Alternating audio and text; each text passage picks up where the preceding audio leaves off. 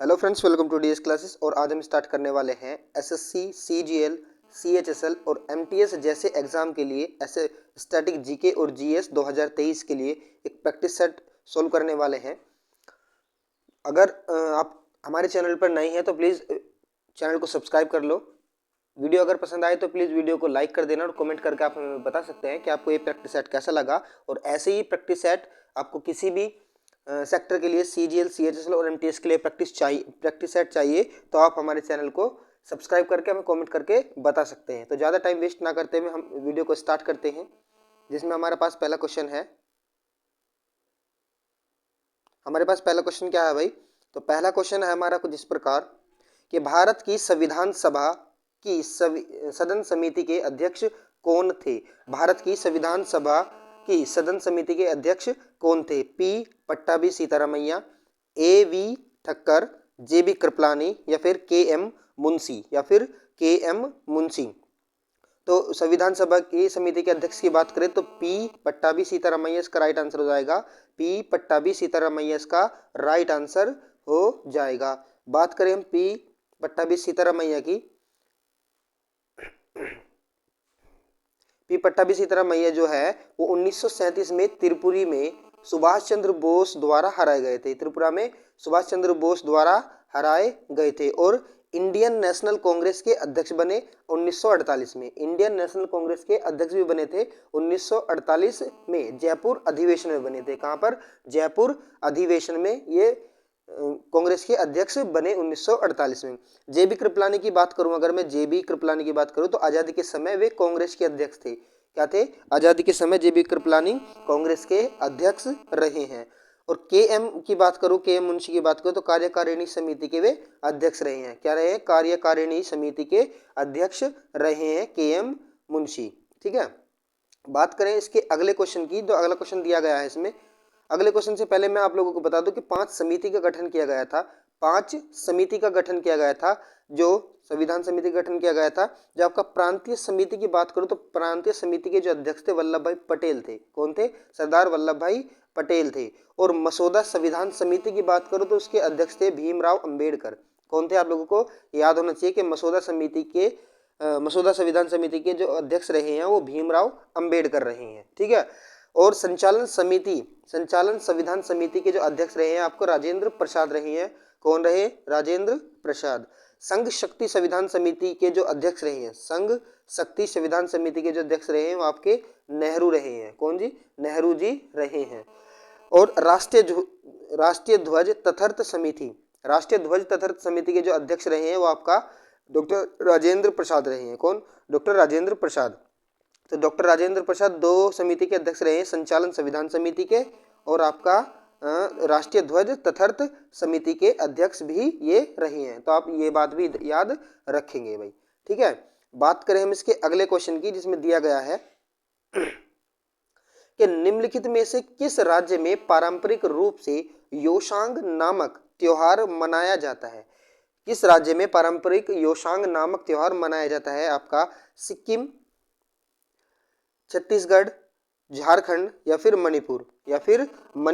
तो question number 2 की बात करते हैं तो इसका जो आंसर हो जाएगा आपका ऑप्शन नंबर डी इसका राइट आंसर हो जाएगा, मणिपुर में। योशांग जो त्योहार है आपका मणिपुर में मनाया जाता है। मणिपुर में कौन कौन से त्योहार मनाए जाते हैं इसकी मैं अगर बात करूं तो सबसे पहले आ जाएगा आपका मणिपुर में जो है कि मणिपुर में लाई हरोबा मनाया जाता है। एक तो लाई हरोबा, एक चेरा ओबा मनाया जाता है। चेरा ओबा भी त्योहार मणिपुर में ही मनाया जाता है। योशांग त्योहार जो है वो 6 दिन तक मनाया जाता है। कितने दिन तक? 6 दिन तक। तो आपसे अगर क्वेश्चन अगर हमारा बनता है कि योशांग त्योहार जो कितने दिन तक मनाया जाता है तो ये आपका 6 दिन तक मनाया जाता है। इसे मेतई जनजाति मनाती है। कौन सी जनजाति मनाती है? इसे मेतई जनजाति मनाई जाती है। तो आपके इसमें 3 क्वेश्चन बन गए कि योशांग त्योहार कहाँ मनाया जाता है, तो आपका मणिपुर में मनाया जाता है। योशांग त्योहार कितने दिन तक मनाया जाता है? तो योशांग त्योहार आपका 6 दिन तक मनाया जाता है। और योशांग जो त्योहार है वो आपको कौन सी जनजाति बनाती है? तो एक मणिपुर की मेतई जनजाति है इसको योशांग त्योहार को मनाती है। सिक्किम की बात करो तो सिक्किम में लोसूंग, सागा दावा, लोसुंग सागादावा मनाया जाता है। और झारखंड में सरहुल याद रखेंगे आप, भगता पर्व याद रखेंगे, फगुआ याद रखेंगे। ये किस में मनाए जाते हैं? झारखंड में। छत्तीसगढ़ में कौन सा मनाया जाता है? तो छत्तीसगढ़ में आप हरेली याद रखेंगे, छेरा याद रखेंगे और हरेला याद रखेंगे। ये हरे जो है उत्तराखंड का भी त्योहार है, उत्तराखंड का भी त्योहार है। अब मैंने बता दिया कि छत्तीसगढ़ हरेला, छत्तीसगढ़ का हरेली और उत्तराखंड का हरेला, ये आप इसमें कंफ्यूज नहीं होना है भाई, ठीक है। बात करें हम इसके अगले क्वेश्चन की। अगला क्वेश्चन क्या दिया गया है?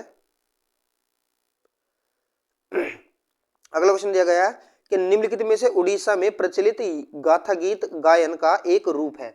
उड़ीसा में प्रचलित गाथा गीत गायन का एक रूप है। कजरी, दशकथिया, पोवाड़ा या शोहर, या फिर शोहर। तो आपका ऑप्शन नंबर 20 का राइट आंसर हो जाएगा दशकथिया इसका राइट आंसर हो जाएगा, दशकथिया इसका राइट आंसर हो जाएगा, जो उड़ीसा में प्रचलित एक गाथा गीत गायन के रूप में मनाया जाता है भाई, ठीक है। बात करें इसकी कजरिया में, कजरी के लिए बात करूं अगर, कजरी में आप याद रखेंगे कि कजरी यूपी में अर्थशास्त्रीय गायन शैली है। कजरी जो है वो आपका उत्तर प्रदेश में अर्थशास्त्रीय गायन शैली है। पोवड़ा की बात करूं तो पोवड़ा जो है गोथलू ललिता, पोवड़ा जो है गोथलू ललिता और महाराष्ट्र का है, ठीक है। सोहर आपका बिहार से है और भवैया पश्चिम बंगाल और असम दोनों में किया जाता है। चलो की बात करो तो चलो जो है हरियाणा और रोपी अरुणाचल प्रदेश का गाथा गीत है। किसका? चलो हरियाणा और रोपी अरुणाचल प्रदेश का गाथा गीत है। पंडवानी की बात करूं तो पंडवानी जो है आपका छत्तीसगढ़ और भोलारी महाराष्ट्र एवं भांडो गोवा का गाथा गीत है। यानी मैंने क्या बताया कि पांडवानी छत्तीसगढ़ का गाथा गीत है, भोलारी महाराष्ट्र का और भांडो गोवा का गाथा गीत है भाई, ठीक है। तो आप ये बात भी याद रखेंगे भाई, ठीक है। अगले क्वेश्चन की अगर मैं बात करूं तो अगला क्वेश्चन दिया गया है इन्होंने कि शीतकालीन ओलंपिक 2026 की मेजबानी निम्नलिखित में से किस देश द्वारा की जाएगी? शीतकालीन ओलंपिक 2026 की मेजबानी किस देश द्वारा की जाएगी? स्पेन, ब्राजील या अमेरिका, इटली या फिर इटली। तो आपका इटली इसका राइट आंसर हो जाएगा। इटली में जो है 2026 ओलंपिक शीतकालीन ओलंपिक की मेजबानी इटली देश करेगा। बात करूं इसके 2022 की, 2026 में तो क्या कौन करेगा? इटली करेगा। तो 2022 में किसने की थी भाई? तो 2022 में बीजिंग एक ऐसा शहर बन गया जहां ग्रीष्मकालीन और शीतकालीन दोनों ओलंपिक में आयोजित हो चुका है। बीजिंग एक ऐसा शहर है जिसमें ग्रीष्मकालीन ओलंपिक भी खेला गया है और शीतकालीन ओलंपिक भी खेला गया है। 2008 में समर ओलंपिक जो है जिसमें अभिनव बिंद्रा ने गोल्ड मेडल जीता था। 2008 में समर ओलंपिक में अभिनव बिंद्रा ने गोल्ड मेडल जीता। और 2024 में समर ओलंपिक फ्रांस में 2028 का यूएसए में होगा। यानी 2024 में समर ओलंपिक जो है फ्रांस में और 2028 में जो समर ओलंपिक होगा वो आपका 2028 में जो होगा वो आपका यूएसए में होगा भाई, ठीक है। और 2032 का कहाँ होगा? तो 2032 का आपका होगा किसमें? आपका ऑस्ट्रेलिया में, ठीक है। मैंने आपको बता दिया है कि 2008 में अभिनव बिंद्रा ने गोल्ड मेडल जीता, 2024 में फ्रांस में हुआ था और 2028 में यूएसए में होगा और 2032 में आप लोगों को बता दिया जाए तो ओलंपिक खेल जो 4 साल के बाद होता है ना, तो 2028 में यूएसए में और 2032 में आपका ऑस्ट्रेलिया में होगा भाई, ठीक है। बात करूं मैं अगले क्वेश्चन की, जो अगला क्वेश्चन इसमें दिया गया है कि राजीव गांधी खेल रत्न प्राप्त करने वाले पहले पैरा एथलीट निम्नलिखित में से कौन थे? राजीव गांधी खेल रत्न प्राप्त करने वाले पहले पैरा एथलीट निम्नलिखित में से कौन थे? मरियप्पन थंगावेलु, देवेंद्र झाझरिया, वरुण सिंह भाटी या फिर नरेश कुमार शर्मा। तो देवेंद्र झाझरिया इसका राइट आंसर हो जाएगा। देवेंद्र झाझरिया इसका राइट आंसर हो जाएगा भाई, जो राजीव गांधी खेल रत्न प्राप्त करने वाले पहले पैरा एथलीट खिलाड़ी बने थे भाई, ठीक है। देवेंद्र झाझरिया इसका राइट आंसर हो जाएगा, जो राजीव गांधी खेल रत्न प्राप्त करने वाले पहले पैरा एथलीट खिलाड़ी बने थे भाई, ठीक है। राजीव गांधी की बात करूं तो राजीव गांधी खेल रत्न पुरस्कार जो की शुरुआत जो हुई थी आपका 1991 से 92 में सर्वप्रथम विश्वनाथन मतलब स्टार्टिंग किए गए थे 1991-92 में, और सर्वप्रथम सबसे पहले किसको मिला था भाई, आपका विश्वनाथन आनंद को मिला था। किसको मिला था, विश्वनाथन आनंद इसका राइट आंसर हो जाएगा। तो सर्वप्रथम ये इनके प्राप्त करता है। अगले क्वेश्चन की अगर मैं बात करूं तो अगला क्वेश्चन है शेषाचलम बायोस्फीयर रिजर्व भारत के किस राज्य में स्थित है। शेषाचलम बायोस्फीयर रिजर्व भारत के किस राज्य में स्थित है। तो शेषाचलम बायोस्फीयर भारत के आपके किस राज्य में स्थित हो जाएगा, तो आपका आंध्र प्रदेश में हो जाएगा। कहां पर हो जाएगा, आंध्र प्रदेश इसका राइट आंसर हो जाएगा। शेषाचलम बायोस्फीयर जो है आपका आंध्र प्रदेश में स्थित है। तो अगर मैं इंडिया में कुल बायोस्फीयर की बात करूं तो कुल बायोस्फीयर जो है इंडिया में कुल 18 भारतीय बायोस्फीयर रिजर्व हो जाएंगे। कितने, कुल 18 बायोस्फीयर रिजर्व हैं भाई, सही है। तो आगे बढ़ने से पहले मैं बता दूं, अगर मेरी किसी भी वीडियो की आपको पीडीएफ चाहिए तो मैंने कमेंट उसमें डिस्क्रिप्शन बॉक्स में पीडीएफ की लिंक दी हुई है, तो आप वहां से पीडीएफ को डाउनलोड कर सकते हैं भाई, ठीक है। पीडीएफ को आप डाउनलोड कर सकते हैं। बढ़ते इसके अगले क्वेश्चन की ओर, जिसमें अगला क्वेश्चन कह रहा है कि क्या कह रहा है भाई अगला क्वेश्चन, कि 2022 के लिए कितने लोगों को पद्म भूषण से सम्मानित किया गया है। 2022 के लिए कितने लोगों को सम्मानित किया गया है। तो आपका टोटल जो है आपका पद्म भूषण किसको मिला है, 4 व्यक्तियों को मिला है। किसको, 4 व्यक्तियों को मिला है। और टोटल कितने पुरस्कार से सम्मानित किए गए हैं, टोटल कितने पुरस्कार पुरस्कृत किए गए हैं, तो टोटल किए गए हैं 128, जिसमें से पद्म भूषण जो है आपके 17 हैं, और पद्मश्री आपके 107 हैं, और पद्म विभूषण जो है आपके कुल 4 दिए गए हैं। कितने दिए गए हैं, कुल 4। और टोटल कितना हो गया आपका 2023 में 128 को पुरस्कृत किया गया है भाई, ठीक है। अगले क्वेश्चन की अगर मैं बात करूं तो किस देश ने पहला महिला अंडर 19 किस देश ने पहला महिला अंडर 19 क्रिकेट विश्व कप जीता। क्रिकेट विश्व कप जीता, भारत, इंग्लैंड, न्यूजीलैंड या ऑस्ट्रेलिया, या फिर ऑस्ट्रेलिया। तो आपका ऑप्शन नंबर ए इसका राइट आंसर हो जाएगा। भारत एक ऐसा देश है जिसने पहला महिला अंडर 19 क्रिकेट विश्व कप जीता है, भारत ने, सही है। तो उपविजेता कौन रहा भाई इसका, तो उपविजेता जो रहे हैं आपका, उपविजेता रहा आपका इंग्लैंड। क्या रहा है, उपविजेता इंग्लैंड। और आयोजन कहाँ हुआ है इसका, आयोजन हुआ आपका दक्षिण अफ्रीका में। और महिला T20 वर्ल्ड कप 2023 में आपको ये बात ध्यान रखनी होगी कि विजेता जो रहा T20 2023 में ऑस्ट्रेलिया पहले नंबर पर, और दूसरे नंबर पर साउथ अफ्रीका दूसरे नंबर पर रही है, ठीक है। साउथ अफ्रीका दूसरे नंबर पर रही है। और आयोजन हुआ था इसका साउथ अफ्रीका में। कहाँ हुआ था, आयोजन इसका साउथ अफ्रीका में हुआ था। अगले क्वेश्चन की बात करें तो अगला क्वेश्चन दिया गया है इन्होंने कि ऑस्ट्रेलियन ओलंपिक 2023 में पुरुष एकल खिताब किसने जीता है। ऑस्ट्रेलियन ओलंपिक 2023 में पुरुष एकल खिताब किसने जीता है। जेसन कुबलर, राफेल मोटास, नोवाक जोकोविच, या फिर रिंकी हिजिकाता। तो आपका ऑप्शन नंबर सी जो है इसका राइट आंसर हो जाएगा। ऑप्शन नंबर सी नोवाक जोकोविच इसका राइट आंसर हो जाएगा, जिसने ऑस्ट्रेलियन ओलंपिक 2023 में पुरुष एकल खिताब जीता है भाई, ठीक है। तो जो बात करें इसके नोवाक जोकोविच की, तो नोवाक जोकोविच जो है आपके सारवाया के हैं, सारवाया के रहने वाले हैं, जिसने महिला एकल खिताब किसने जीता आपका, ए साबलिका, जो कि बेलारूस की है।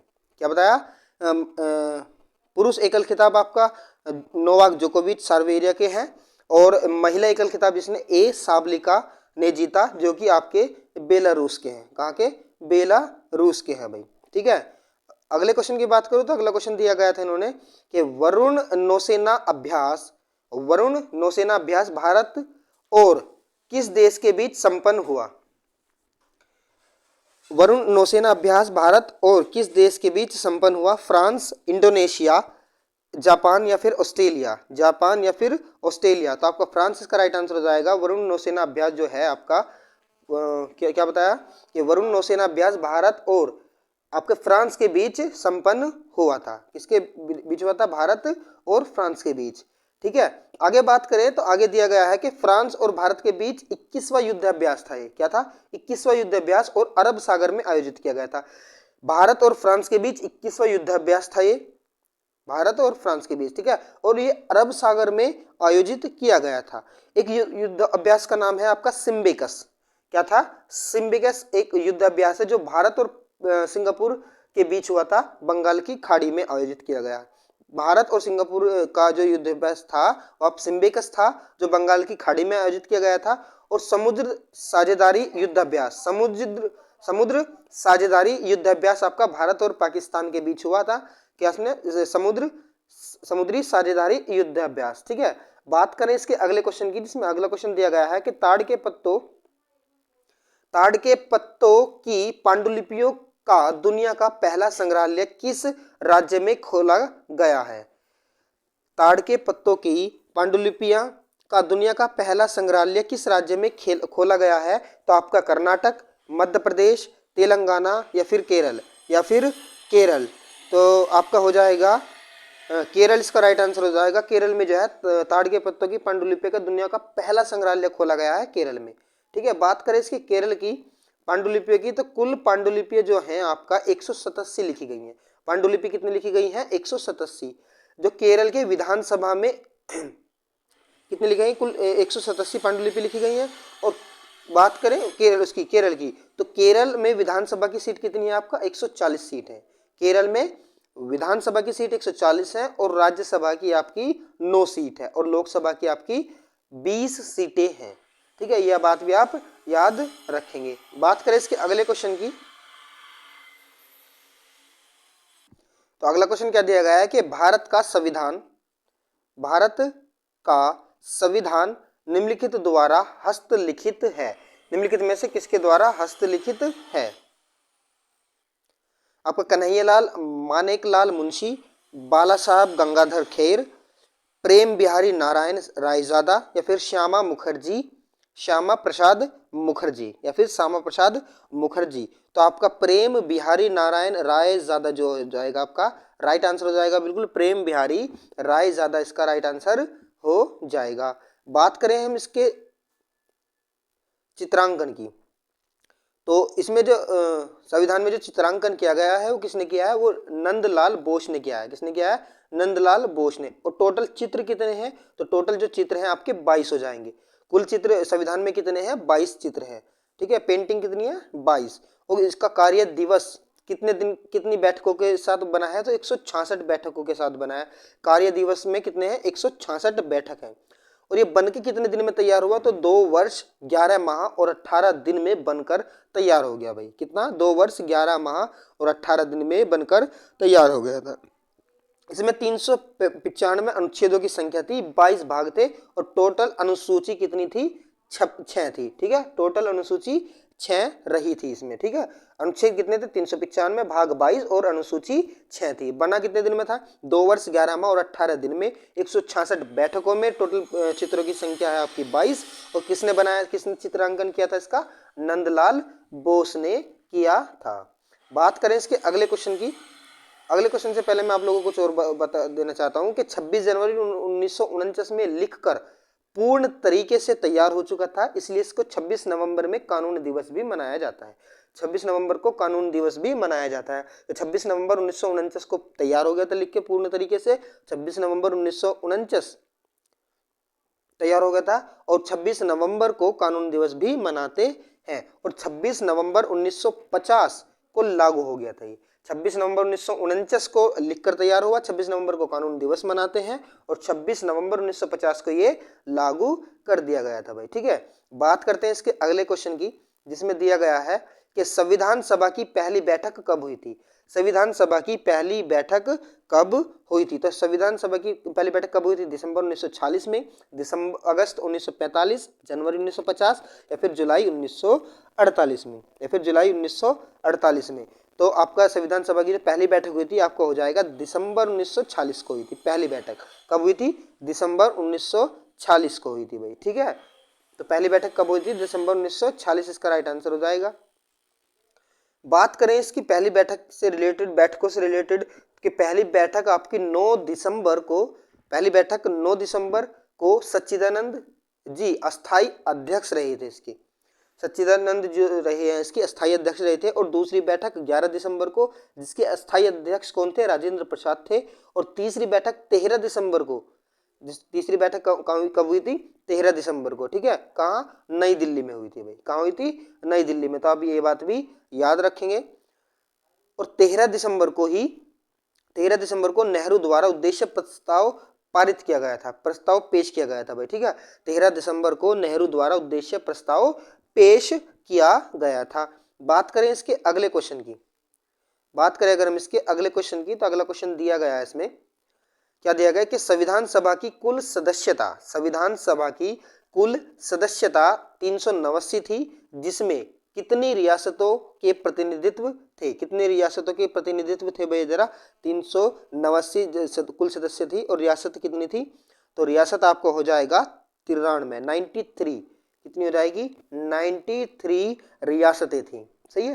कितनी थी, 93 रियासतें, जिसमें प्रांत कितने थे भाई, प्रांत 292 प्रांत से थे, 292, और बाकी 4 आपके दिल्ली, अजमेर, कुर्ग और बलूचिस्तान से थे। कहां से, दिल्ली, अजमेर, कुर्ग और बलूचिस्तान से टोटल थे, किसमें 4 थे ये, और प्रांत से थे 292। बात करें इसके अगले क्वेश्चन की, जिसमें दिया गया है कि निम्नलिखित में से किस वर्ष में भारतीय राष्ट्रीय कांग्रेस ने संविधान सभा की मांग की थी। भारतीय राष्ट्रीय कांग्रेस ने संविधान सभा की मांग की थी, कब की गई थी, 1939 में, 1919 में, 1928 में, या फिर 1935 में, या फिर 1935 में। तो 1935 इसका राइट आंसर हो जाएगा, 1935, ठीक है, 1935 इसका राइट आंसर हो जाएगा।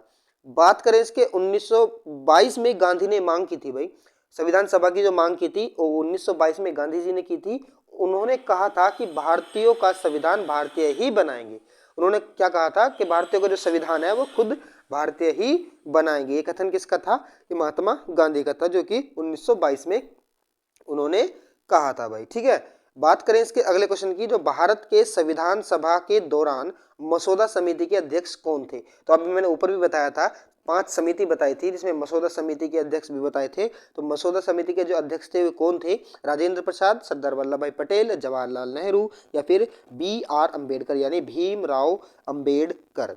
तो मैंने बताया था कि मसौदा समिति के जो अध्यक्ष रहे हैं वो आपका भीमराव अम्बेडकर रहे हैं। तो आप ये बात भी याद रखेंगे, रिपीटेड क्वेश्चन है, आप लोगों को मैंने बता दिया है। तो आप मसौदा समिति के जो अध्यक्ष है वो आपके भीमराव अम्बेडकर, इसका राइट आंसर हो जाएगा। इसमें अगर डिटेल से चर्चा की जाए तो डिटेल वाली बात हो जाएगी आपका कि इसका गठन 29 अगस्त 1947 को हुआ था। मसौदा समिति का जो गठन हुआ था आपका 29 अगस्त 1947 को हुआ था। और इसमें कुल सदस्य 7 थे। कुल कितने सदस्य थे, 7 थे। मैं सातों के आपको नाम बता रहा हूँ, N गोपाल स्वामी अयंगर, अल्लादी कृष्ण स्वामी अय्यर, और KM मुंशी, मोहम्मद सादुल्ला, VL मित्र, और अस्वस्थ होने पर वे, मतलब उनकी तबीयत खराब हो चुकी थी, उनके होने पर उनकी जगह कौन आया, N माधवराव और DP खेतान, जिनकी मृत्यु होने के बाद TT कृष्ण रामाचार्य आए। ये 7 जने थे, 7 सदस्य थे जो इस मसौदा समिति के मेंबर रहे थे भाई, ठीक है। बात करें हम इसके अगले क्वेश्चन की, जिसमें अगला क्वेश्चन दिया गया है कि निम्नलिखित में से किसने भारतीय संविधान की प्रस्तावना को भारतीय संविधान की राजनीतिक कुंडली के रूप में वर्णित किया गया था। भारतीय संविधान की प्रस्तावना को भारतीय संविधान की राजनीतिक कुंडली के रूप में वर्णित किया गया था। तो आपके पास ऑप्शन दिए गए थे कि NA पालखीवाला, कन्हैयालाल मानिकलाल मुंशी, ठाकुरदास भार्गव, या भीमराव रामजी अम्बेडकर। भीमराव रामजी अम्बेडकर। तो आपका कन्हैयालाल मानिकलाल मुंशी इसका राइट आंसर हो जाएगा। कन्हैयालाल मानिकराव मुंशी इसका राइट आंसर हो जाएगा। डिटेल चर्चा करें तो डिटेल में आप लोगों को बताना होगा। प्रस्तावना को क्या हो जाएगा इसका डिटेल कि प्रस्तावना को NA पालखीवाला ने भारत संविधान का परिचय पत्र कहा था। प्रस्तावना को NA पालखीवाला ने संविधान का परिचय पत्र कहा था। और हमारे संप्रभु प्रजातांत्रिक गणतंत्र की जन्म कुंडली, ये शब्द भी कहे थे। किसने, KM मुंशी प्रस्तावना को, ठीक है। KM मुंशी ने प्रजातांत्रिक, गणतंत्र और जन्म कुंडली शब्द भी कहे थे भाई, ठीक है। अगले क्वेश्चन की अगर मैं बात करूं तो अगला क्वेश्चन दिया गया है इन्होंने, अगला क्वेश्चन क्या दिया गया है, भारत के संविधान के निम्नलिखित संशोधनों में से किसने गोवा को नए राज्य का दर्जा दिया है। भारत के संविधान के निम्नलिखित संशोधनों में से किसने गोवा को नए राज्य का दर्जा दिया है। 52वां संशोधन, 56वां संशोधन, 59वां संशोधन या फिर 48वां संशोधन। तो आपका 56वां संशोधन जो है वो नए राज्य का दर्जा देता है। 56वां संशोधन भाई, कौन सा, 56वां संशोधन। डिटेल चर्चा करें तो डिटेल है दल बदल संशोधन जो हुआ था, दल बदल जो हुआ था आपका, वो 52वें संविधान संशोधन के तहत हुआ था। 52वां संविधान संशोधन, दल बदल जो संशोधन हुआ था भाई, ठीक है। 30 मई 1937 को गोवा को 25वां राज्य बनाया गया था। 30 मई 1987 को गोवा को 25वां राज्य बनाया गया। बात करें इसके अगले क्वेश्चन की, देखो, निम्नलिखित में से किस राजपूत शासकों ने 1191 ईस्वी में तराइन के प्रथम युद्ध में मोहम्मद गोरी को हराया था। क्या बताया कि राजपूत शासकों ने 1191 ईस्वी में तराइन के प्रथम युद्ध में मोहम्मद गोरी को हराया था। मोहम्मद गोरी को किसने हराया था, राणा कुंभा, मलदेव राठौर, पृथ्वीराज चौहान या बप्पा रावेल या फिर बप्पा रावेल। तो सभी जानते हैं इस क्वेश्चन का आंसर, जो पृथ्वीराज चौहान जो है उत्तरायण के प्रथम युद्ध में पृथ्वीराज चौहान की विजयी हुई थी और मोहम्मद गोरी को हार का मुंह देखना पड़ा था भाई, ठीक है। तो इसकी डिटेल चर्चा की जाए तो डिटेल में आपको बताएंगे। तो तराइन का प्रथम युद्ध हुआ था मोहम्मद गोरी और पृथ्वीराज चौहान के बीच, जिसमें पृथ्वीराज चौहान को विजय प्राप्त हुई और मोहम्मद गोरी को हार का सामना करना पड़ा। तो द्वितीय युद्ध, तराइन का जो द्वितीय युद्ध हुआ था आपको 1192 में हुआ था, 1192 और 1191 में हुआ था प्रथम युद्ध तराइन का। किस किस के बीच हुआ था, फिर से हुआ था पृथ्वीराज चौहान और मोहम्मद गोरी विजय हुआ था। पहले युद्ध में पृथ्वीराज चौहान जीता और दूसरे युद्ध में मोहम्मद गोरी जीता। अगले की बात करूं तो 1194 में चंदावर का युद्ध हुआ, गोरी ने लड़ा था। वो किसने, 1194 में मोहम्मद गोरी ने चंदावर का युद्ध लड़ा। और तराइन का तृतीय युद्ध 1215 में हुआ था। तराइन का तृतीय जो युद्ध हुआ था 1215 में, जो कि इल्तुतमिश और यलदौज के बीच हुआ था। 1215 में यलदौज के बीच हुआ था। तो तराइन के कुल 3 युद्ध हुए हैं, तराइन के कुल 3 युद्ध हुए हैं, बैटल हुई हैं, 3 बैटल हुई हैं। किस किस के बीच हुई थी या फिर कब कब हुई थी, एक तो 1191, 1192 और 1215, इसका आप याद रखेंगे भाई, ठीक है। अगले क्वेश्चन की अगर मैं बात करूं तो अगला क्वेश्चन दिया गया है इन्होंने कि निम्नलिखित में से किस शासकों के अधीन दिल्ली सबसे पहले राजधानी बनी थी। निम्नलिखित में से किस शासकों के अधीन दिल्ली सबसे पहले राजधानी बनी थी। अजमेर के चौहान, इल्तुतमिश राजवंश, खिलजी राजवंश या फिर तोमर राजवंश। तो दिल्ली सबसे पहले जो राजधानी बनी थी आपके तोमर राजपूतों के अधीन बनी थी। किसके, तोमर राजपूत के अधीन दिल्ली सबसे पहले राजधानी बनी थी। आगे बात करूं तो दिल्ली का पुराना नाम ढिल्ली का पुरी हुआ करता था। क्या होता था, दिल्ली का पुराना नाम क्या था, ढिल्ली का पुरी हुआ करता था और इसे अनंगपान तोमर ने बसाया था। दिल्ली को किसने बसाया था, वो अनंगपान तोमर ने बसाया था भाई, ठीक है। दिल्ली की गद्दी पर पहला वैधानिक जो सुल्तान था, दिल्ली की गद्दी पर जो पहला सुल्तान था वो सुल्तान इल्तुतमिश था। कौन था, सुल्तान इल्तुतमिश इसका राइट आंसर, इल्तुतमिश इसका गद्दी पर पहला वैधानिक राजा बना था भाई, ठीक है। बात करें इसके अगले क्वेश्चन की, जिसमें अगला क्वेश्चन दिया गया है कि मलिक इख्तियार, क्या बताया, मलिक इख्तियार उद दीन अल्तुनिया द्वारा रजिया सुल्तान को निम्नलिखित में से किस किले में कैद किया था।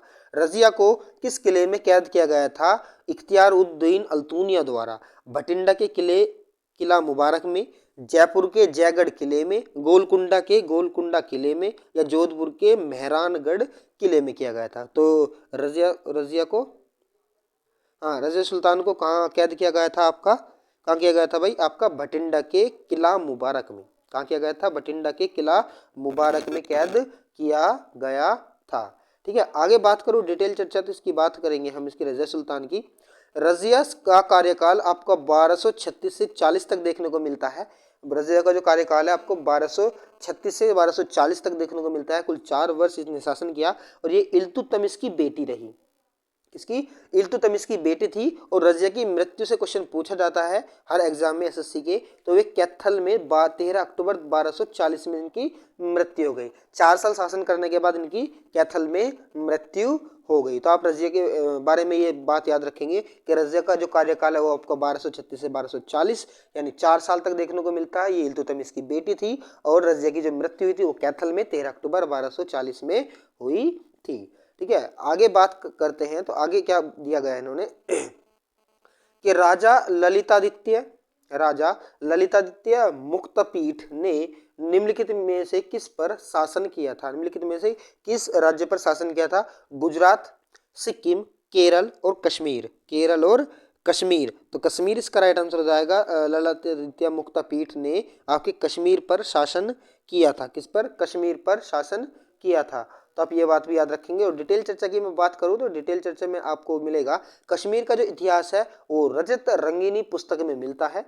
किसमें? कश्मीर का जो इतिहास है वो आपका रजत रंगीनी पुस्तक में मिलता है। इसके लेखक कलहन और चैप्टर 8 और श्लोक 8000 में लिखा गया है। यानी 8000 श्लोकों में चैप्टर 8 में कलहन द्वारा लिखा गया था। कश्मीर के राजवंश क्रम और संस्थापक कुछ इस प्रकार है। पहला कारकोट दुर्लभ वर्धन, तीसरा उत्पल वंश अवंती वर्मन और दूसरा ये, ठीक है। तो तीसरा है लोहार वंश संग्राम राज हो जाएगा। ठीक है, बात करें इसके अगले क्वेश्चन की। अगले क्वेश्चन से पहले मैं आप लोगों को बता दूं,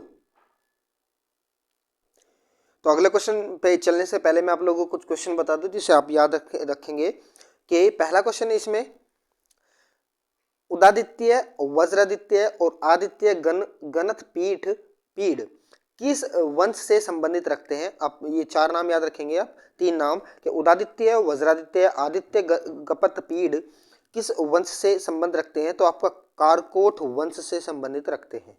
याद रखेंगे आप, कारकोट वंश से संबंधित रखते हैं। अगला है रानी दिद्दा किस वंश से संबंधित है? कि आपका उत्पल वंश से रानी दिद्दा संबंधित है। और आपका कश्मीर का नीरो किसको कहा जाता है? तो कश्मीर का नीरो जो कहा जाता है आपको हर्ष को कहा जाता है, जो कि लोहार वंश का है, हर्ष को। ठीक है, अगले की बात करूं तो कश्मीर का अकबर किसे कहा जाता है? तो कश्मीर का जो अकबर कहा जाता है आपका जैनुलब्दीन को कहा जाता है। कश्मीर का अकबर किसको कहा जाता है? जैनुलब्दीन को कहा जाता है कश्मीर का अकबर। अगले क्वेश्चन की अगर मैं बात करूं तो अगला क्वेश्चन है कि निम्नलिखित में से किस क्रांतिकारी को अंग्रेजों ने आलिमपुर बम साजिश मामले में आरोपी के रूप में गिरफ्तार किया था? साजिश के मामले में आरोपी को गिरफ्तार किया था कन्हैयालाल दत्ता को, राजेंद्र लाहिड़ी, रोशन सिंह या फिर अशफाक उल्लाह खान। तो कन्हैयालाल दत्ता इसका राइट आंसर हो जाएगा। कन्हैयालाल दत्ता को अंग्रेजों ने आरोपी के रूप में गिरफ्तार किया था आलमगीर बम साजिश में। ठीक है, डिटेल चर्चा की बात करें तो डिटेल में आपको पढ़ेंगे आप कि आलमपुर बम साजिश कलकत्ता में हुआ था। किस में हुआ था? कलकत्ता में हुआ था आलमपुर बम साजिश। और अलीमपुर को मिरारीपुर या मनीकोटला के बम कांड भी कहा जाता है।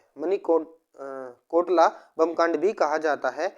आपका राजेंद्र लाहिड़ी, रोशन सिंह, अशफाक उल्लाह खान और राम प्रसाद बिस्मिल काकोरी कांड से संबंधित हैं। किससे? काकोरी कांड से संबंधित हैं राजेंद्र लाहिड़ी, रोशन सिंह, अशफाक उल्लाह खान और राम प्रसाद बिस्मिल भाई। ठीक है, काकोरी कांड 9 अगस्त 1925 को याद रखेंगे। 1925 को हुआ था। सहारनपुर से लखनऊ जाने वाली एक 8 डाउन ट्रेन में, किसमें? 8 डाउन ट्रेन में हुआ था। आपका ट्रेन का नाम था जिसमें काकोरी कांड हुआ था 8 डाउन ट्रेन, जो 9 अगस्त 1925 सहारनपुर से लखनऊ जाने वाली ट्रेन थी भाई। ठीक है, ट्रेन का क्या नाम था? 8 डाउन ट्रेन। भी आप इसका नाम भी याद रखेंगे भाई, पेपर में आता है। अगले क्वेश्चन की अगर मैं बात करूं तो अगला क्वेश्चन है आपका ज्योतिबा फुले ने सत्यशोधक समाज की स्थापना किस वर्ष की थी? ज्योतिबा फुले ने सत्यशोधक की स्थापना कभी थी? 1865, 1873, 1861 या फिर 1870 में, तो आपका हो जाएगा ये राइट आंसर इसका ऑप्शन नंबर बी, जो कि 1873 में की थी। ज्योतिबा फुले ने सत्यशोधक समाज की स्थापना की थी, आपका 1873 में की थी। किसने की थी? 1873 में की थी। आगे चर्चा करें तो आगे बात की गई है इसमें कि सत्यशोधक समाज 1873 में महाराष्ट्र में बनाया था। सत्यशोधक समाज जो है वो आपका 1873 में महाराष्ट्र में बनाया था। इनकी किताब का नाम गुलामगिरी, जो मराठी भाषा में लिखी गई है। आपको ऐसे क्वेश्चन भी पूछा जा सकता है कि इनकी किताब का नाम क्या है, तो गुलामगिरी, और किस भाषा में लिखी गई है, तो आपकी मराठी भाषा में लिखी गई है। इनकी पत्नी का नाम भी पूछा जा सकता है कि इनकी पत्नी का नाम क्या है, तो ज्योतिबा बाई फूले आप लोगों को याद रखेंगे। और इन्होंने ब्रह्म समाज की स्थापना की थी राजा राम मोहन राय ने की थी, जो कि 1828 में की थी भाई। प्रार्थना समाज की स्थापना बहुत बार पूछा गया। प्रार्थना समाज की स्थापना किसने की थी, तो आत्माराम पांडुरंग और आरजी भंडारकर कर और एमजी रानाडे 1867 में की थी। प्रथम समाज आपका बहुत इंपॉर्टेंट है, आप इसे याद रखेंगे। ब्रह्म समाज आपका इंपॉर्टेंट है, इसे भी याद रखेंगे। और सत्यशोधक समाज कब हुआ, की स्थापना कब हुई थी, 1873 महाराष्ट्र, आप इसे भी याद रखेंगे। अगले क्वेश्चन की मैं बात करूं तो अगले क्वेश्चन है कि निम्नलिखित में से किस वर्ष में संथाल विद्रोह हुआ था? निम्नलिखित में से किस वर्ष में संथाल विद्रोह हुआ था? 1848 से 49, 1874 से 75, 1825 से 26 या 1855 से 56? 1855 से 56, तो 1855 से 56 इसका राइट आंसर हो जाएगा। संथाल विद्रोह जो हुआ था 1855 में हुआ था भाई, ठीक है। आगे बात करूं तो ईस्ट इंडिया कंपनी के खिलाफ झारखंड में जो आंदोलन हुआ था वो झारखंड में हुआ था। सिद्धू, कानू चांद और भैरव इन 4 भाइयों ने नेतृत्व किया था। ईस्ट इंडिया कंपनी के खिलाफ जो विद्रोह हुआ था झारखंड से, वो सिद्धू, कानू चांद और भैरव, इन 4 भाइयों ने नेतृत्व किया था इस आंदोलन का। आगे अगर बात करते हैं तो आगे दिया गया है कि निम्नलिखित में से स्थलीय ग्रह की पहचान कीजिए। स्थलीय ग्रह की पहचान करनी है भाई इसमें, तो स्थलीय ग्रह की पहचान कीजिए। अरुण, बृहस्पति, बुध या फिर वरुण। तो जो बुध जो है वो आपका स्थलीय ग्रह हो जाएगा, बुध स्थलीय ग्रह हो जाएगा। इसके बारे में बात करें तो इसके बारे में आप बात याद रखेंगे हमेशा कि स्थलीय ग्रह और आंतरिक ग्रह, स्थलीय ग्रह को आंतरिक ग्रह भी कहा जाता है या फिर चट्टानी ग्रह भी कहते हैं। स्थलीय ग्रह को आंतरिक ग्रह या चट्टानी ग्रह भी कह सकते हैं। आंतरिक ग्रह आपके बुध, शुक्र, पृथ्वी और मंगल है, जिसमें शूद्र ग्रह, ये सारे कैसे हैं, शूद्र ग्रह। बुध, शुक्र, पृथ्वी और मंगल है आपके शूद्र ग्रह है, और इन्हें आंतरिक ग्रह भी कहा जाता है या फिर आप कह सकते हैं चट्टानी ग्रह भी कहा जा सकता है। बाह्य ग्रह की बात करूं, अगर बाह्य ग्रह की बात करेंगे तो बृहस्पति, शनि, अरुण और वरुण है, ये हैं आपके बाह्य ग्रह। तो बाह्य ग्रह को जोविन ग्रह के नाम से भी जाना जाता है। तो आपसे पूछा जाए कि जोविन ग्रह कौन से हैं, तो आप लोगों को बताना है कि बृहस्पति, शनि, वरुण, अरुण, ये आपके बाह्य ग्रह यानी जोविन ग्रह भी इनको कहा जाता है। बात करें इसके अगले क्वेश्चन की, कौन सा जल निकाय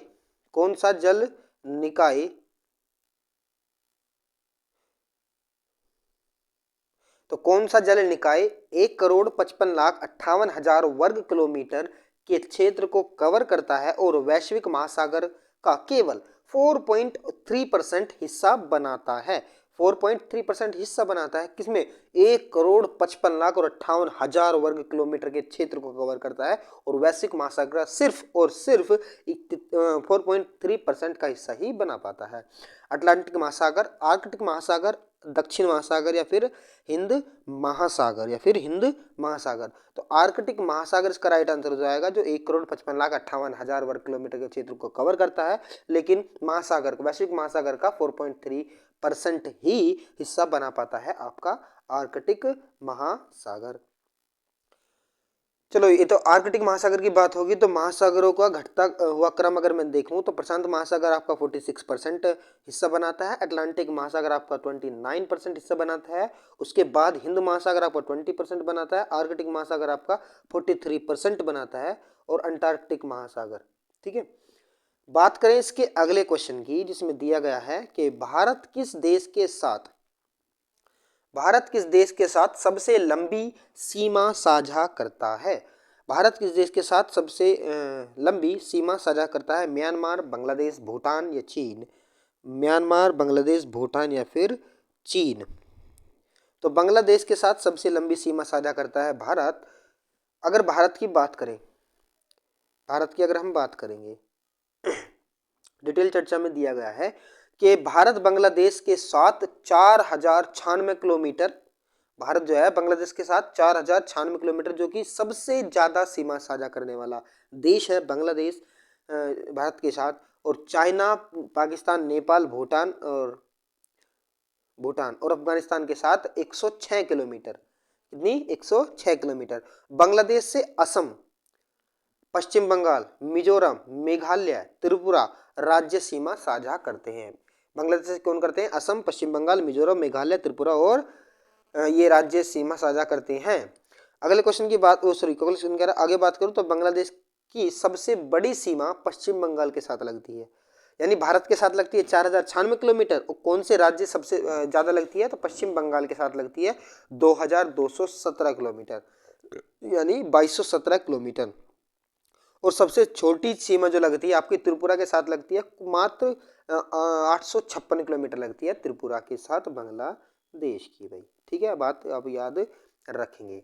अगले क्वेश्चन की मैं बात करूं तो निम्नलिखित में से किस नदी को व्याथ भी कहा जाता है? निम्नलिखित में से किस नदी को व्याथ नदी भी कहा जाता है? झेलम, जकार, तवी या श्योक या फिर श्योक? तो झेलम नदी को जो तवाब भी कहा जाता है आपका, झेलम नदी को, सॉरी व्यास नदी भी कहा जाता है। किसको? झेलम नदी को। किसको? झेलम नदी को। झेलम के बारे में अगर बात करूं, झेलम को विस्ताता या हाइडेस्पीज भी कहा जाता है, वितास्ता या फिर हाइडेस्पीज भी कहा जाता है। रावी नदी को परुशनी नदी कहा जाता है, सतलुज को सतुदी नदी कहा जाता है और चिनाब को कहा जाता है अश्विकनी नदी। क्या कहा जाता है? अश्विकनी नदी कहा जाता है। सदानीरा गंडक को कहते हैं, सदानीरा जो है वो आपको गंडक नदी को कहा जाता है। आप ये बात भी याद रखेंगे भाई। ठीक है, बात करें हम इसके अगले क्वेश्चन की कि अंचार झील निम्नलिखित में से किस राज्य में स्थित है? अंचार झील जो है वो निम्नलिखित में से किस राज्य में स्थित है? जम्मू और कश्मीर, असम, बिहार या फिर मेघालय या फिर मेघालय। तो अंचार झील जो आपका जम्मू कश्मीर में स्थित है, आप ये बात याद रखेंगे। अंचार झील जो है आप जम्मू कश्मीर में स्थित है। जम्मू कश्मीर, असम, बिहार और मेघालय की बात करो तो इसमें कौन कौन सी झील रखी गई हैं? तो आपकी जम्मू और कश्मीर में डल झील, नागिन झील और वुलर झील, ये तीन झील जो है आपके मेन है, जो आपके एग्जाम में बार बार पूछी जाती हैं। तो आप ये बात याद रखेंगे, डल झील, नागिन झील और वुलर झील आपकी जम्मू कश्मीर में स्थित है। असम की बात करूँ तो हाफलोंग झील, तरंगा झील या फिर दिहिंग झील, ये आपकी असम में स्थित है। और बिहार की बात करूँ तो कंवर झील और गोगनिल झील, गोगनिल झील ये आपकी बिहार में स्थित है। और मेघालय की बात करूँ तो उमियम झील और वार झील, मेघालय की बात करूँ तो उमियम झील और वार झील आपकी मेघालय में स्थित है। आप ये बात भी याद रखेंगे भाई। ठीक है, अगले क्वेश्चन की अगर मैं बात करूँ तो अंडमान और निकोबार द्वीप समूह को अलग करने वाला जल मार्ग की पहचान कीजिए। किस किस को? अंडमान और निकोबार द्वीप को अलग करने वाला जलमार्ग कौन सा है? पाक डमरू मध्य, मलिकुकुंड या फिर डक्कन पैसेज या 10 डिग्री चैनल या फिर 10 डिग्री चैनल। तो आपका ऑप्शन नंबर डी इसका राइट आंसर हो जाएगा। 10 डिग्री चैनल जो है आपका अंडमान और निकोबार द्वीप समूह को अलग करते हैं। आगे बात करें तो आगे बात करने में हमें पता चलता है कि 8 डिग्री मालदीव और लक्षद्वीप के बीच है, 9 डिग्री आपका लक्षद्वीप और मिनिकॉय के बीच है और 11 डिग्री आपकी अमीनो द्वीप और कन्ननौर के द्वीप है 11 डिग्री। आप इसको भी याद रखेंगे भाई, बहुत इंपॉर्टेंट क्वेश्चन है आपका, बार बार पूछे जाने वाले क्वेश्चन है। निम्नलिखित में से कौन उत्तर में खरीफ की फसल और दक्षिण भारत में रबी की फसल है? उत्तर में खरीफ की फसल और दक्षिण भारत में रबी की फसल है। रागी, तिल, सूरजमुखी या फिर गन्ना या फिर गन्ना। तो तिल की जो फसल है वो आपका उत्तर भारत में रबी खरीफ की और दक्षिण भारत में रबी की फसल है तिल। ठीक है भाई, बात करें इसके आगे जो दिया गया कि खरीफ की फसल कौन कौन सी होती है, तो खरीफ की फसल आप पहचान कैसे करेंगे? तो खरीफ की फसल सुन लीजिए आप कौन कौन सी होगी आपकी। कपास जो है, मूंगफली, मक्का, ज्वार ये और चावल ये आपकी खरीफ की फसल है। और रबी की फसल में बात करूँ तो रबी की फसल में आज आपका गेहूं, चना, जौ, मटर और सरसों आपकी रबी की फसल हो जाएंगी भाई। ठीक है, बात करें हम इसके अगले क्वेश्चन की, जिसमें दिया गया है, बहुत आसान क्वेश्चन है कि अर्थशास्त्र के संबंध में ईपीएफ में पी का क्या अर्थ है। ईपीएफ में पी का क्या अर्थ है? अच्छा भाई, ये बता देते हैं आप लोगों को हम। तो ईपीएफ की फुल फॉर्म अगर मैं बताऊं तो इम्प्लॉइज प्रोविडेंट फंड होता है। क्या होता है? इम्प्लॉय प्रोविडेंट फंड होता है। तो पी, इसमें पी का क्या अर्थ हो जाएगा? पी का अर्थ हो जाएगा प्रोविडेंट। क्या हो जाएगा? प्रोविडेंट इसका राइट आंसर हो जाएगा। प्रोविडेंट इसका राइट आंसर हो जाएगा, यानी ऑप्शन नंबर डी जो है, हिंदी में बोला जाता है इसको भविष्य निधि। क्या हो जाएगा? प्रोविडेंट इसका राइट आंसर हो जाएगा भाई। ईपीएफ में, ईपीएफ की जो फुल फॉर्म है इम्प्लॉइज प्रोविडेंट फंड इसका राइट आंसर हो जाएगा, जिसमें पी जो है प्रोविडेंट होता है, यानी भविष्य निधि। ठीक है भाई। आगे क्वेश्चन में बात करूं तो आगे दिया गया किस अर्थव्यवस्था में मत्स्य पालन कौन सी कैटेगरी का एक हिस्सा है? निम्नलिखित में से किस अर्थव्यवस्था में मत्स्य पालन किस कैटेगरी का हिस्सा है? तृतीयक क्षेत्र का, माध्यमिक क्षेत्र का, या तो माध्यमिक या फिर तृतीयक क्षेत्र का, या फिर प्राथमिक क्षेत्र का, या फिर प्राथमिक क्षेत्र का। तो ऑप्शन नंबर डी इसका राइट आंसर हो जाएगा। मत्स्य पालन जो है आपका प्राथमिक क्षेत्र का, मत्स्य पालन जो है वो आपका प्राथमिक क्षेत्र की खेती है, यानी प्राइमरी। ठीक है, इसकी डिटेल चर्चा करूं तो अर्थशास्त्र, अर्थव्यवस्था में प्राथमिक क्षेत्र में कृषि, पशुपालन, वानिकी आते हैं, और माध्यमिक क्षेत्र में मैन्युफैक्चरिंग आता है जो आपका फैक्ट्रियों द्वारा किया जाता है, और तृतीय क्षेत्र में आता है आपका सर्विस। जितनी प्रकार की भी सर्विस है, बैंक सर्विस होगी, बैंक सर्विस हो गया आपका, और ये जितनी भी कमेटी वगैरह ये सब तुम्हारे, और बीमा वगैरह ये सब हो गए सर्विस से आती है भाई। ठीक है, ठीक है, किससे आते हैं? सर्विसिंग से। बात करें इसके अगले क्वेश्चन की, जिसमें दिया गया है यदि राष्ट्रीय आय 10,000 करोड़ रुपए है और विदेशों से युद्ध घटक आय 2,000 करोड़ रुपए है तो घरेलू आय क्या होगी? बहुत ही सिंपल है, इसमें एक फॉर्मूला काम करता है। राष्ट्रीय आय बराबर होता है घरेलू आय प्लस विदेशी आय। क्या होता है? राष्ट्रीय आय बराबर घरेलू आय प्लस विदेशी आय होती है। तो इसका जो राइट आंसर हो जाएगा, आप इस फॉर्मूले में रख देंगे। किस में रख देंगे? फॉर्मूले में रख देंगे। जो आपका आंसर बनेगा आपका ऑप्शन नंबर डी 8 करोड़ इसका राइट आंसर बनेगा। तो जब भी कभी भी ऐसा क्वेश्चन देखने को मिले तो आपको एक फॉर्मूला याद रखना होगा कि राष्ट्रीय आय बराबर घरेलू आय प्लस विदेशी आय। इस फॉर्मूले में रखेंगे तो आपका क्या निकल जाएगा? घरेलू आय आपका इसका निकल जाएगा भाई। ठीक है, बात करें इसके अगले क्वेश्चन की कि निम्नलिखित में से कौन भारत के एक अप्रत्यक्ष कर है? निम्नलिखित में से कौन एक अप्रत्यक्ष कर है? वस्तु और सेवा कर, आयकर, निगम कर, या पूंजीगत लाभ कर, या फिर पूंजीगत लाभ कर। तो वस्तु और सेवा कर जो इसका राइट आंसर हो जाएगा एक अप्रत्यक्ष कर है भाई। क्या है? एक अप्रत्यक्ष कर है। अप्रत्यक्ष कर की बात करो तो डायरेक्ट टैक्स जो होता है, डायरेक्ट टैक्स जो होता है सेवा कर, संपत्ति कर, बिक्री कर और सेवा कर, मनोरंजन कर पर लगता है। ये है डायरेक्ट टैक्स। क्या है? एकदम ये है डायरेक्ट टैक्स हो जाएंगे भाई। ठीक है, अगले क्वेश्चन जो है बहुत ही आसान क्वेश्चन है कि जीएसटी के संबंध में जीएसटी इन का पूर्ण रूप क्या है? जीएसटी इन का पूर्ण रूप क्या है भाई? जीएसटी इन का पूर्ण रूप बताना है तो ऑप्शन नंबर 20 का राइट आंसर हो जाएगा good and service tax, good and service tax information number. क्या हो जाएगा? Good and service tax information number इसका राइट आंसर हो जाएगा ऑप्शन नंबर, नहीं गलत हो जाएगा ये नहीं, goods and service tax, goods and service tax identification number हो जाएगा। क्या हो जाएगा? Good and service tax identification number इसका राइट आंसर हो जाएगा ऑप्शन नंबर बी जो है इसका राइट आंसर हो जाएगा। जीएसटी नंबर की मैं बात करूं तो जीएसटी में कुल 12 नंबर का जीएसटी जो होता है 12 नंबर का होता है। जीएसटी नंबर जो है ना 12 अंकों का होता है।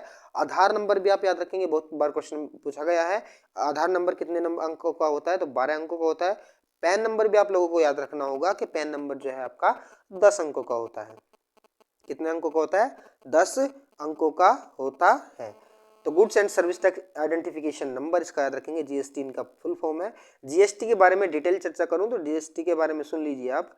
आप इसे भी याद रखेंगे कि जीएसटी लागू 1 जुलाई 2017 को हुई थी। जीएसटी जो लागू हुई थी वो 1 जुलाई 2017 को हुई थी। कौन से क्रम का देश बना है जीएसटी लागू करने वाला भारत? तो 161वां देश बन गया है। और किस राज्य में सबसे पहले जीएसटी लागू की गई थी? तो भैया असम और मतलब भारत में असम राज्य में सबसे पहले की गई थी और देश में सबसे पहले फ्रांस में की गई थी, जो कि 1954 में सबसे पहले लागू की गई थी भाई। ठीक है। जीएसटी काउंसिल अध्यक्ष सदस्य 33 सदस्य प्रमुख, जो इनके प्रमुख होते हैं वित्त मंत्री होते हैं, और जीएसटी ब्रांड एम्बेसडर जो है अमिताभ बच्चन है। ठीक है। जीएसटी का हेडक्वार्टर कहाँ है? तो जीएसटी का जो हेडक्वार्टर आपका नई दिल्ली में देखने को मिलेगा। नई दिल्ली में इसका जीएसटी का हेडक्वार्टर है। आगे बात करूं तो क्वेश्चन दिया गया है कि प्रथम पंचवर्षीय योजना कब जारी की गई थी? प्रथम पंचवर्षीय योजना कब जारी की गई थी? तो प्रथम पंचवर्षीय योजना की गई थी आपकी 1951 में। कब की गई थी? 1951 में। पंचवर्षीय योजना की अगर मैं डिटेल में बात बता दूं आपको, तो पंचवर्षीय योजना, पहली पंचवर्षीय योजना 1951 से 56 तक की थी। लक्ष्य था इसका 2.1% और प्राप्त हुआ 3.6%। और आर्थिक विकास हुआ, पंचवर्षीय योजना रूस से ली गई है। ठीक है। इसका आर्थिक विकास हुआ था और पंचवर्षीय योजना जो ली गई है आपका रूस से लिया गया है। तो पंचवर्षीय के बारे में बता दूं मैं आप लोगों को, तो पंचवर्षीय की डिटेल चर्चा में हम कर लेते हैं भाई आज। तो प्रथम पंचवर्षीय योजना जो थी आपकी 1991 से 56 तक हुई। द्वितीय पंचवर्षीय योजना आपको 1956 से 61 हुई और तृतीय पंचवर्षीय योजना आपका 61 से 66 तक हुई। चौथी पंचवर्षीय योजना आपका 1969 से 1974 तक हुई। पांचवी पंचवर्षीय योजना 74 से 78 तक हुई। छठी पंचवर्षीय योजना आपको 1980 से 1985 के बीच हुई। सातवीं पंचवर्षीय योजना आपको 1985 से 1990 तक हुई। 1990 तक हुई। और आठवीं पंचवर्षीय योजना आपको 1992 से 1997 के बीच हुई। और नौवीं पंचवर्षीय योजना 1997 से 2002 के बीच हुई। 10वीं पंचवर्षीय योजना आपका 2002 से 2007 तक हुई। और 11वीं पंचवर्षीय योजना आपका 2007 से 2012 तक हुई। और 12वीं पंचवर्षीय योजना जो थी आपकी 2012 से 2015 तक हुई। और उसके बाद पंचवर्षीय योजना को खत्म कर दिया गया था। क्या किया गया था? 2015 के बाद पंचवर्षीय योजना को खत्म कर दिया गया था, फिर एक दूसरी योजना लागू की गई थी भाई। ठीक है। अगला क्वेश्चन पूछा गया है कि जो लोग बायोफोकल लेंस पहनते हैं, जो लोग बाईफोकल लेंस पहनते हैं, उन्हें कौन सा दोष होता है? उन्हें कौन सा दृष्टि दोष होता है? बाईफोकल, क्या बताया ना मैंने कि बाईफोकल जो लेंस पहनते हैं उन लोगों को कौन सा दृष्टि दोष होता है? तो कौन सा दृष्टि दोष होता है? दूरदृष्टि दोष, निकट दृष्टि दोष, या फिर जरा दूर दृष्टि दोष, मोतियाबिंद, या फिर तो आपको ऑप्शन नंबर सी जो है इसका राइट आंसर हो जाएगा, जरा दूरदृष्टि दोष होता है जो बाईफोकल लेंस पहनते हैं। ठीक है भाई। तो चारों दृष्टि दोष के बारे में बात कर लेते हैं। दूर दृष्टि दोष कब होता है? जब उत्तल लेंस पहनते हैं। और निकट दृष्टि दोष में अवतल लेंस लगाते हैं। और मोतियाबिंद में बेलनाकार लेंस लगा होता है। और जरा दूर दृष्टि दोष में द्विफोक्सी लेंस लगाया जाता है। किसमें? द्विफोक्सी लेंस लगाया जाता है जरा दूर दृष्टि दोष में। ठीक है। बात करें इसके अगले क्वेश्चन की कि एलईडी का पूर्ण रूप क्या है? एलईडी का पूर्ण रूप क्या है? तो एलईडी का जो पूर्ण रूप है आपका लाइट इमिटिंग डायोड होता है। लाइट इमिटिंग डायोड होता है एलईडी का पूर्ण रूप। क्या बताया मैंने? लाइट इमिटिंग डायोड होता है। ठीक है। कुछ फुल फॉर्म भी हम याद रखेंगे, तो जो इसमें 3 बहुत इंपॉर्टेंट क्वेश्चन है फुल फॉर्म है। जो एलसीडी का फुल फॉर्म आप याद रखेंगे, लिक्विड क्रिस्टल डिस्प्ले। टीएफटी का फुल फॉर्म होता है थिन फिल्म ट्रांजिस्टर। और वीडीयू का फुल फॉर्म होता है वर्चुअल डिस्प्ले यूनिट। क्या होता है? Virtual display unit. आप तीनों ये फुल फॉर्म याद रखेंगे। अगला क्वेश्चन क्या है हमारे पास कि एक प्रतिरोधक में जब प्रतिरोध को दुगुना कर दिया जाता है, एक प्रतिरोधक में जब प्रतिरोध को दुगुना किया जाता है तो धारा को क्या होता है? धारा का क्या होता है? प्रतिरोध को दुगुना किया जाता है और प्रतिरोधक रोध को दुगुना कर दिया जाता है, तो प्रतिरोध में धारा का क्या होता है? धारा तिगुनी हो जाती है, धारा आधी हो जाती है, धारा रुक जाती है या फिर धारा दुगनी हो जाती है, फिर धारा दुगनी हो जाती है। तो ऑप्शन नंबर बी जो है इसका राइट आंसर हो जाएगा, धारा आधी हो जाती है। जब प्रतिरोध को दुगना किया जाता है तो धारा आधी हो जाती है भाई। इसके लिए फॉर्मूला है हमारे पास, क्या है फॉर्मूला क्या है, एक फॉर्मूला आप हमेशा याद रखेंगे, आपको याद भी होगा, V बराबर आई आर। क्या हो जाएगा, V बराबर आई आर। तो आप इसमें वोल्टेज, आपका एम्पियर और आपका प्रतिरोध रेजिस्टेंस, ठीक है। तो V होता है आपका वोल्टेज, I होती है आपकी धारा और R होता है आपका प्रतिरोध यानी रेजिस्टेंस, ठीक है। प्रतिरोध अमीटर में मापते हैं, प्रतिरोध को अमीटर में, ओम मीटर में मापते हैं और धारा को अमीटर में मापा जाता है, ठीक है भाई। बात करें इसके अगले क्वेश्चन पे चलते हैं। तो अगले क्वेश्चन में हम पूछा गया है कि पदार्थ की निम्नलिखित में से किस अवस्था को बोस आइंस्टीन सघन के नाम से भी जाना जाता है। बोस आइंस्टीन सघन के नाम से जाना जाता है, किस अवस्था को जाना जाता है, तो आपकी पांचवी अवस्था को जाना जाता है बोस आइंस्टीन सघन के नाम से, ठीक है। पांचवी अवस्था को जाना जाता है बोस आइंस्टीन सघन के नाम से। तो इसकी पांच आइंस्टीन वो अवस्था रही थी, पहली सॉलिड, दूसरी लिक्विड, तीसरी गैस और चौथी प्लाज्मा, पांचवी बोस आइंस्टीन कंडीट। क्या हो जाएगा, कंडनीट, ठीक है। बोस आइंस्टीन संघनन यानी कंडनसीट इसका राइट आंसर हो जाएगा, पांचवी अवस्था, ठीक है। बात करें इसकी अगले क्वेश्चन की, जिसमें दिया गया है कि म्यूरिटिक एसिड किस यौगिक का दूसरा नाम है जिसका उपयोग क्लोराइड उर्वरक को और रंगों के उत्पादन में, इलेक्ट्रोप्लेटिंग और फोटोग्राफिक, कपड़ा और रबर उद्योग में किया जाता है कपड़ा उद्योग और रबर में किया जाता है। Perchloric acid, sulphuric acid, hydrochloric acid या फिर नाइट्रिक एसिड। तो आपको ऑप्शन नंबर सी जो है इसका राइट आंसर हो जाएगा हाइड्रोक्लोरिक एसिड, जिसका रासायनिक नाम हो जाएगा आपका HCl, ठीक है। हाइड्रोक्लोरिक एसिड यानी HCl। तो इसमें कुछ आप नाम याद रखेंगे। पाचन में सहायक है HCl, आपका क्या है, पाचन में सहायक क्या हो जाएगा, हाइड्रोक्लोरिक एसिड जो है पाचन में सहायक है और इसका पीएच मान जो होता है वो 0 होता है। क्या होता है, पीएच मान इसका 0 होता है। अगले क्वेश्चन पे बात करूं तो अगला क्वेश्चन दिया गया है कि खनिज कार्नोटाइट एक महत्वपूर्ण स्रोत है किसका। खनिज कार्नोटाइट एक महत्वपूर्ण स्रोत है, वो किसका स्रोत है, तो आपका तांबा, जस्ता, यूरेनियम और लोहा या फिर लोहा, ठीक है। यह लिया गया है लोहा, सही है। तो यूरेनियम जो है वो आपका कार्नेटाइट जो है एक महत्वपूर्ण स्रोत है किसका, खनिज का, ठीक है। तो कुछ याद रखेंगे इसके रासायनिक नाम, जिसमें क्यूप्राइट जो है आपका Cu2O है, कॉपर ग्लांस आपका Cu2S होता है और कॉपर पायराइट आपका CuFeS2 होता है। जिंक ब्लेड आपका ZnNS होता है और पिच ब्लेड आपका V3O8 होता है और आपका हेमेटाइट Fe2 और O3 होता है और मैग्नेटाइट आपका Fe2O4 होता है। तो आप ये बात भी याद रखेंगे। अगले क्वेश्चन पे चलूं तो कोबालामिन विटामिन किस वैज्ञानिक का नाम है।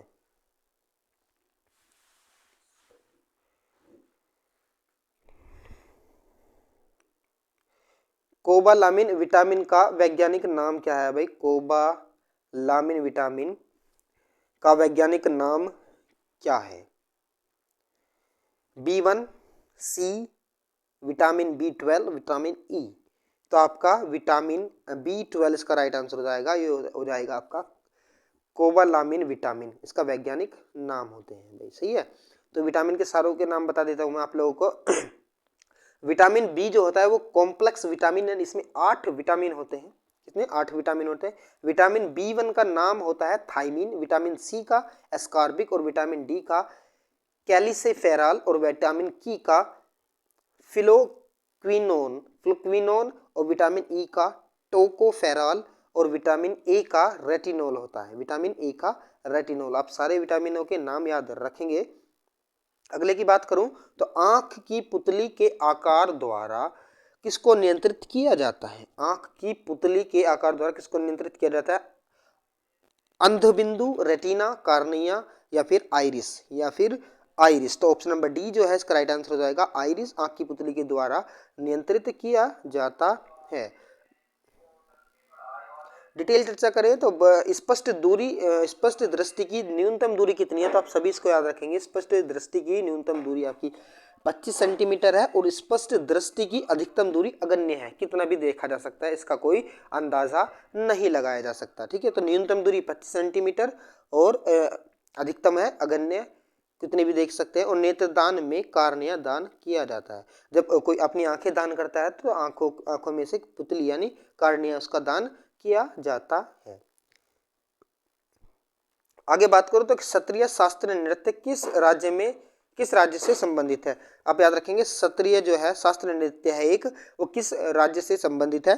केरल, बिहार, उड़ीसा या फिर असम। जो असम से क्षत्रिय राज्य जो है संबंध रखते हैं, क्षत्रिय शास्त्रीय नृत्य है वो है असम का। ठीक है, आगे बात करूं इसकी डिटेल चर्चा में बात करेंगे कि क्षत्रिय के जनक जो है वो श्रीमंत शंकर देव थे। सन 2000 में इसको क्षत्रिय शास्त्रीय नृत्य बनाया गया और नौवां शास्त्रीय नृत्य छऊ को बनाया जा रहा है, यानी आने वाले समय में आपको नौवां शास्त्रीय नृत्य बनाया जाएगा छऊ को।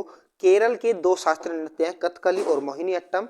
कुचिपुड़ी आंध्र प्रदेश का और संस्थापक इसके सिद्धेंद्र नाथ योगी, और कुचिपुड़ी में कर्नाटक संगीत का प्रयोग होता है। आप ये बात भी सारी याद रखेंगे भाई। ठीक है, मणिपुर का मणिपुरी का मणिपुर, और आपका तमिलनाडु का भरतनाट्यम और उसका पुराना नाम है शादिर, और उत्तर प्रदेश का आपका कथक शास्त्रीय नृत्य हो जाएगा भाई। ठीक है, कथक शास्त्रीय नृत्य इसका हो जाएगा, कथक उत्तर प्रदेश का। ठीक है, पोवदास किस राज्य का लोकप्रिय लोकगीत लोक नृत्य है। पोवदास जो है वो किस राज्य का लोक नृत्य है। महाराष्ट्र, गुजरात, राजस्थान या फिर केरल का। तो महाराष्ट्र का पोवदास जो है वो लोकप्रिय लोक नृत्य हो जाएगा। आगे बात करूं इसके अगर डिटेल की, तो आप ये सारी बात भी याद रखेंगे कि पोवदास शिवाजी महाराज की लोक कथाओं का वर्णन करता है। महाराष्ट्र का लोक नृत्य तमाशा लावनी भी आप याद रखेंगे, जो कि इस बार क्वेश्चन में भर भर के पूछा गया है, लावनी और तमाशा। गुजरात का लोक नृत्य भवाई टिप्पणी। राजस्थान का लोक नृत्य चेरी गेर कालबेलिया, और केरल का लोक नृत्य हो जाएगा आपका ओपनिया और कुटियाट्टम, जो कि इस बार एसएससी ने भर भर कर ये आपका क्वेश्चन आपके पेपर में डाल रखे हैं। ठीक है, अगला क्वेश्चन पूछा गया था कि निम्नलिखित में से कौन भारत रत्न प्राप्त करता नहीं है। निम्नलिखित में से कौन भारत रत्न प्राप्त करता नहीं है। भीमसेन जोशी, पंडित रविशंकर, बिस्मिल्लाह खान या पंडित कुमार गंधर्व, या फिर पंडित गंधर्व। तो पंडित कुमार गंधर्व जो है अब इनको भारत रत्न से सम्मानित नहीं किया गया है, भारत रत्न से सम्मानित नहीं किया गया पंडित कुमार गंधर्व को। डिटेल चर्चा करें तो भीमसेन जोशी को भारत रत्न 2009 में मिला शास्त्रीय गायक के रूप में। पंडित रविशंकर को 1999 में मिला सितार वादक के रूप में, और बिस्मिल्लाह खान को चारों शीर्ष सम्मानों से सम्मानित कर दिया गया था। बिस्मिल्लाह खान को 15 अगस्त 1947 को लाल किले पर शहनाई बजाई थी, और पंडित कुमार गंधर्व को कर्नाटक गायक है। पंडित कुमार गंधर्व जो है आपके कर्नाटक गायक हैं।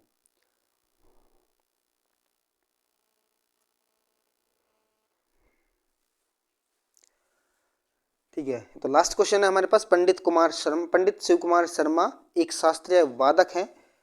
वे मतलब इनमें से कौन सा किस चीज़ के वादक हैं। तबला, संतूर, शहनाई या बांसुरी के। तो आपका ऑप्शन नंबर बी जो है इसका राइट आंसर हो जाएगा, संतूर वादक है पंडित शिव कुमार शर्मा। डिटेल चर्चा करूं तो डिटेल चर्चा में आप लोगों को देखने को मिलेगा कि पंडित शिव कुमार शर्मा भजन सोपोरी, रुस्तम सोपोरी, संतूर वादक हैं। तबला वादक किशन महाराज, जाकिर हुसैन है।